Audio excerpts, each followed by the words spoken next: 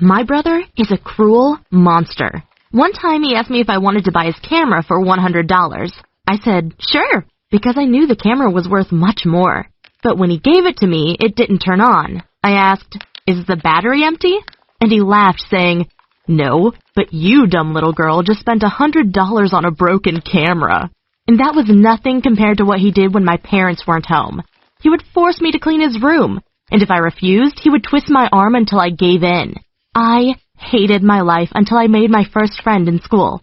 Her name was Amy, and she often came by my home to talk about boys and stuff. Around that time, my brother suddenly started treating me well. One morning, he brought breakfast to my bed saying, I've realized I was a terrible brother, and I hope you will accept my apology. And on my birthday, he gave me super expensive wireless AirPods. I was really impressed, and believed that he had changed after all.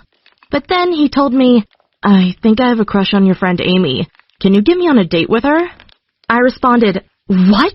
Is that why you were so nice to me recently? You want to sleep with my best friend? No, that has nothing to do with it. I just really like her, and maybe I could even become her boyfriend. Well, I believed him for some reason, and invited Amy over to play Monopoly. She had no idea that my brother would join us, but once they met, they got along well. My brother played the band Nirvana on his phone, and Amy said, oh my god, that's my favorite band. He responded, really? Mine too. What? Did my brother stalk Amy? She had an Instagram photo with a Nirvana fan shirt. I hoped he wasn't manipulating her. At one point, he even asked, have you ever had a boyfriend? Amy, blushing, saying, no, not yet. And my brother responded, yeah, me neither. Huh? I knew my brother had a girlfriend before. She broke up with him after she found out he wasn't loyal. I said, but you were dating Samantha, weren't you? Oh, but that wasn't a real relationship. Well, I thought it was best for me to leave and let them play along. But when I went to the bathroom the next morning, I saw Amy brushing her teeth. I said, you didn't go home last night? Oh, yeah. I slept in your brother's bed. But don't worry, nothing happened. She had hickeys all over her neck. I was surprised they had gone from 0 to 100 in one night. On the school bus, Amy told me, I think your brother and I are meant for each other. He's so gentle and kind. Well, I guess she didn't know my brother's dark side yet. When I got home, I told him, promise me to not hurt Amy. I expected him to say, of course, but instead he smirked saying, she's already mine. I do with her whatever I want. Whoa, had he only pretended to love her? I immediately called Amy saying, break up with my brother. He doesn't care one bit about you. But she responded, I think you're just jealous that I have a boyfriend and you don't. I'm disappointed that you don't care about my happiness. I didn't argue any further. She was acting like a baby. But when summer break started, Amy went on vacation to Europe. So I was surprised to see my brother came home drunk one night with lipstick on his face. I said, cheating on Amy? And he responded, don't annoy me, you dumb girl. Get out of my way. But I pulled out my phone and took a photo saying, if Amy sees the lipstick on your face, she might realize that you're nothing but a jerk. That's when my brother snatched the phone away and twisted my arm until I gave him the pin so he could delete the photo. But he didn't know it was already uploaded to my iCloud. I sent the photo to Amy and wrote, I just found my brother cheating on you. Dump him. Apparently, the news really broke her heart. She took the first flight home just so she could talk to my brother in person. I guess she hoped he would apologize and say he'd made a mistake, but instead, he told her to go away again. Apparently, watching cartoons was more important to him. Afterward, I tried to take care of Amy for weeks, but she only turned more and more crazy, saying, I'm gonna be with as many guys as possible to take revenge on your brother. I responded, that doesn't even make sense. But she kept going to parties every single night until she got together with Baxter. He was a caricature of an asshole, and treated her so badly that she started having anxiety attacks and stopped coming to school. I went to my brother and said, you bastard, you broke my best friend. Whoa, relax. I broke her heart. It's no big deal. Well, because of you, she's dating Baxter, and he's treating her like trash. Wait, I know Baxter. He got kicked off our school for getting into a fist fight with a teacher, and he loved bullying smaller kids. Yeah, and now he's hurting Amy. That sucks. But what can I do about it? Well, ask her to get back with you. What? But then Baxter will beat me up as revenge. Ugh, don't worry, you would deserve it anyway. Well, my brother wrote Amy a message saying, "Hey, I know I made a mistake, but can we try again?" Amy didn't respond, but must have told Baxter that my brother was trying to steal her away from him, because the next day, he came to our school and made my brother get on his knees and apologize. It was so embarrassing, but no one likes to mess with Baxter. Afterward, I went to Amy saying, "My brother won't stop crying. He knows that letting you go was the biggest mistake of his life." And in the end, Amy is just a girl who wants to be loved. She asked, "You really think he loves me?" And I responded, "Yes, and more than you could ever imagine." Suddenly, Amy started crying and said, "But I'm afraid of breaking up with Baxter. He will get really angry." Well, in the end, my dad offered her protection. He's a policeman, and let Amy live with us for 2 months. When Baxter kept banging on our door and didn't go away, my dad arrested him and somehow found a weapon in his pants. I'm not sure if my dad framed him, but I don't care. I'm just happy Baxter is still serving his 6-month prison sentence. Meanwhile, my brother and Amy dated for a few more weeks, until she got sick of his bad hygiene. I was a child when my dad broke up with Mom. He told her, "It's over between us because you look old. I can't date a woman with wrinkles on her face. It's embarrassing." After that, Mom was never the same. She became super sensitive about her looks.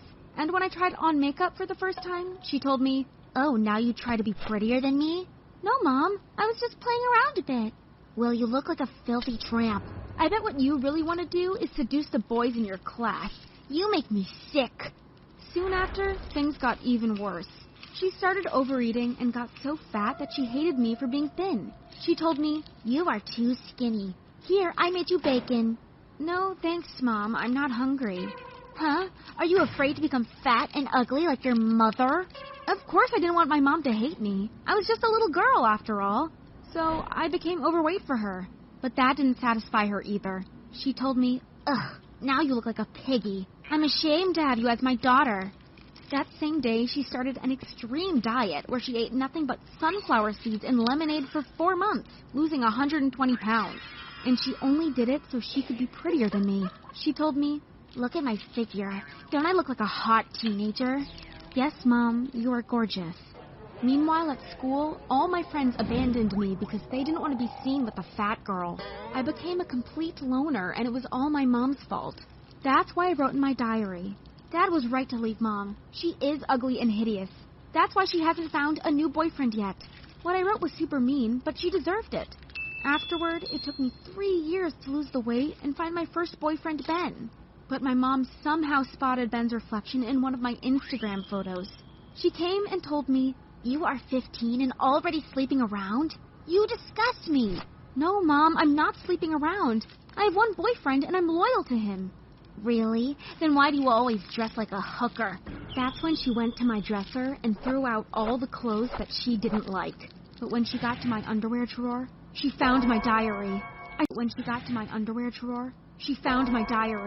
I screamed, "Hey, that's mine! Give it to me!"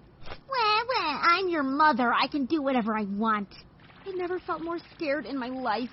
She read it calmly, page by page, until she found that one passage where I had written about her.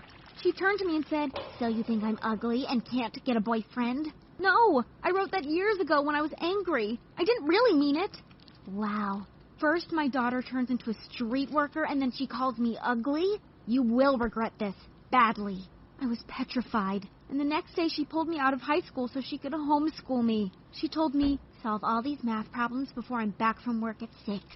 She wanted to torture me, but of course I just Googled the answers. And once I was done, I made Ben come over. I had some exciting things in mind. But right when I took his shirt off, my mom called. She screamed, "I know he's there, and I'm coming." At first I was terrified, but then I realized that it was too late to change things anyways. So we barricaded the door, and I continued making out with my boyfriend Ben. It was exciting. When Mom couldn't get in, she started banging against the door, but we just kept kissing. Well, until Mom picked up a sledgehammer and smashed in the door. She said, "This will be the last day of your life." She didn't exaggerate because she bought a 1-meter rope and tied us together. Now I had no choice but to stay at her side all day. She only took the rope off when I had to pee or go to sleep. I even had to accompany her to her office job. She somehow got me an internship there, even though I hated it. And after a year, I finally had enough. So I came up with an escape plan. During lunch at work, I went to my mom's boss table and said, "Hey, I'm Miley. I've heard you are such a great manager." "Oh, I'm not sure about that." "Well, can I come by your office later today? Maybe you can give me some career advice." "Of course, I'd love to do that." Normally, I don't like older guys, but he was my mom's boss, and that made it exciting. And anyway, there was nothing wrong with it. I was 16, and that's the legal age of consent here in the UK.